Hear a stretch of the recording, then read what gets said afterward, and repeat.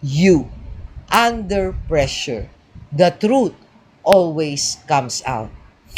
Mga classmates, you know what I've noticed? You never really know someone until you've seen them under pressure. You can be the nicest, most polite, most Christian person in the room when everything is going well. When your bills are paid, when nobody's testing your patience, when life is smooth. But what about when the pressure hits? What about when your flight gets delayed and you've been sitting at the airport for 6 hours and the counter staff tells you there's nothing they can do? What comes out of your mouth then? What about when your spouse says something that hits a nerve? The same nerve they've hit 100 times before. And you're tired and you're hungry and you just can't. What comes out of your mouth then?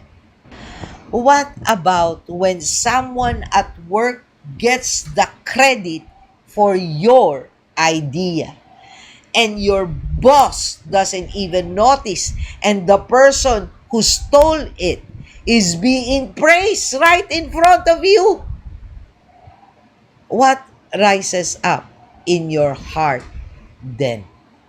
Pressure doesn't create what's inside you, mga classmates. Pressure reveals it. When you squeeze a tube of toothpaste, what comes out? Toothpaste.